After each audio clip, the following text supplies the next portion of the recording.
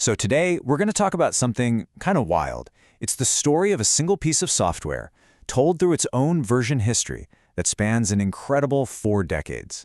This isn't just about code, it's a journey of survival, of adaptation, and it pretty much mirrors the entire history of personal computing.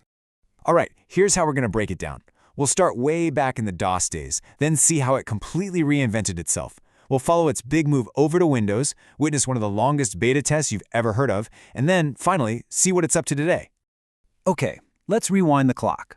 Way back. We're talking 1985. Floppy disks are king, everything's a command prompt, and this little program called QEdit makes its first appearance.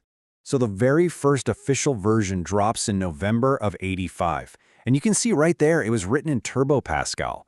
If you were around then, you know Turbo Pascal was the hot thing. It was fast, it was efficient, and it was perfect for making these small, snappy DOS apps. Now check this out. It's just nuts how fast this thing evolved. By '86, just a year in, it already had multiple windows. By '88, it's getting fancy with pull-down menus. And it's becoming a real business. They hired their first 2 employees.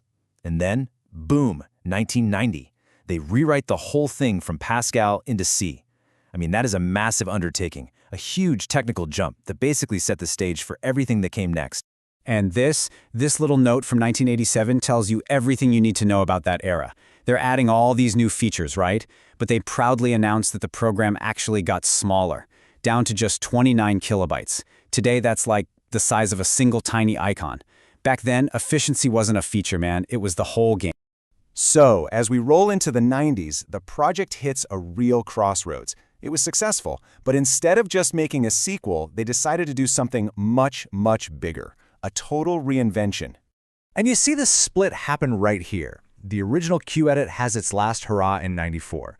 But a year before that, a whole new beast was born. TSE Pro. This wasn't just an update, it was a professional-grade rewrite from the ground up. It had a seriously powerful macro language and this one killer feature for DOS, virtual memory. So why was virtual memory such a big deal? Well, in the world of DOS, where you had no memory to work with, it was basically a magic trick. It let the program use your hard drive as if it were RAM. All of a sudden, you could edit files that were way, way bigger than your computer could actually hold in memory. It just shattered all the old limits. And here's the kicker. Even with all this new, advanced tech packed in, that obsession with efficiency was still there. The log for the very first beta of this powerful new editor notes that the whole thing was crammed into a tiny 30-kilobyte file. Incredible. All right, now the ground starts to shift under everyone's feet. The command line is on its way out, and graphical interfaces are taking over. Our little editor had no choice but to make the great migration over to Windows. And right here, the version history marks the end of an era. Like a line in the sand. September 1995. The log is crystal clear. This was it. The last DOS version of TSE Pro. But they didn't waste any time. Just 1 year later, in October of '96, the first 32-bit version for Windows comes out. Now, it was still a text mode app running in a console window, but it was running natively on the new platform, a really crucial first step. But, it's never that easy, is it? This log entry from June '97 shows a pretty major roadblock. Development of experimental Windows GUI version stopped. Ouch. That must have been a tough call, and a serious setback on the path to becoming a true Windows app. But, and this is a big but, they didn't give up. After hitting that wall, they regrouped, went back to the drawing board, and 5 years later, in May of 2002, they finally pulled it off. Version 4.0 was released, the first ever version with a full graphical user interface. Okay, this next part of the story is just, honestly, it's wild. The journey from that first GUI version to the next stable release is a story of persistence unlike anything I've ever seen. Just look at that number, 174. That's how many beta and release candidate versions they pushed out. Not for the whole project, just for the next major version. 174 rounds of testing, tweaking, and refining. And we're not talking about a couple of years here. This wasn't a sprint, it was an absolute marathon. It started in July 2003 and didn't end until September 2024.